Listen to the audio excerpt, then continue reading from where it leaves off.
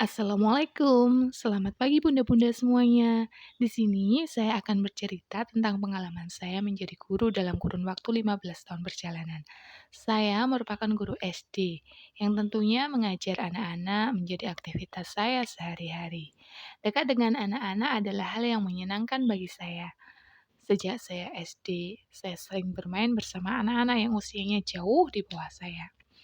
Bagi saya, seorang anak itu merupakan jiwa yang harus dijaga dengan baik supaya dapat tumbuh dan berkembang menjadi orang yang berbudi luhur. Banyak hal yang saya temui sepanjang perjalanan ini, dan kali ini saya ingin membahas tentang anak bermasalah. Sering sekali saya dapati beberapa anak yang mengalami masalah di sekolahnya, mulai dari masalah akademik, sosial, maupun psikoemosional. Berawal dari hal sepele yang mungkin tidak kita sadari. Contohnya, saat ada anak yang suka berbohong. Apakah dia melakukannya dengan terencana? Tentu saja tidak. Karena pada hakikatnya anak lahir ke dunia ini dalam keadaan bersih seperti kertas yang kosong. Lingkungannya lah yang mewarnainya. Warna-warna ini yang seharusnya kita susun agar bisa menjadi lukisan yang indah. Kembali lagi pada anak yang berbohong tadi ya. Pada awalnya, anak berbohong karena berada pada kondisi terdesak yang membuatnya berpikir tentang cara yang aman agar dapat membawakan suatu kisah yang diinginkan oleh lawan bicara.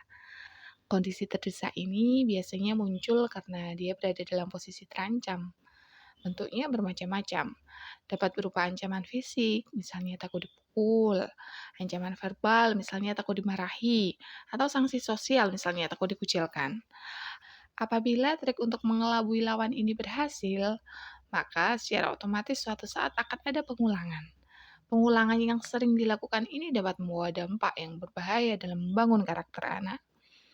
Kemudian, sikap apa yang harus kita lakukan untuk menanggulangi hal ini? Kita bisa komunikasikan dengan sang anak apabila dia melakukan kesalahan. Kita bisa bicara baik-baik dan memberikan pemahaman akan kesalahannya agar tidak terulang di kemudian hari, dengan cara yang lemah lembut atau dengan cara yang lebih santun. Tips ini digunakan supaya anak tidak merasa dihakimi dan tetap berkata jujur meski dia melakukan kesalahan. Berikan pemahaman terkait sebab akibat kepada anak. Kondisi ini juga dapat kita gunakan sebagai ajang edukasi bagi anak yang bersangkutan. Setiap manusia pernah melakukan kesalahan. Justru dari kesalahanlah kita dapat belajar. Namun terkadang kita sebagai orang tua sering melakukan hal spontan yang mungkin dampaknya akan memperburuk keadaan bila dihadapkan dalam kondisi seperti ini. Tak jarang kita langsung memarahi anak saat berbuat salah tanpa menanyakan sebabnya. Yang lebih parah lagi, bila refleks fisik yang keluar berupa pukulan. Hal inilah yang tidak diinginkan oleh sang anak. Tak heran bila akhirnya sang anak mencoba untuk berbohong atau mengarang cerita guna ingin mengikuti alur yang kita mau. Kasus di atas hanyalah sebagian contoh awal mula anak bermasalah.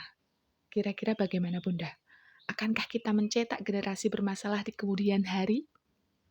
Yuk Bun, kita coba selami dunia mereka agar dapat mewujudkan generasi yang hebat dan tangguh.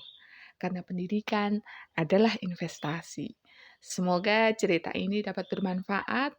Wassalamualaikum warahmatullahi wabarakatuh.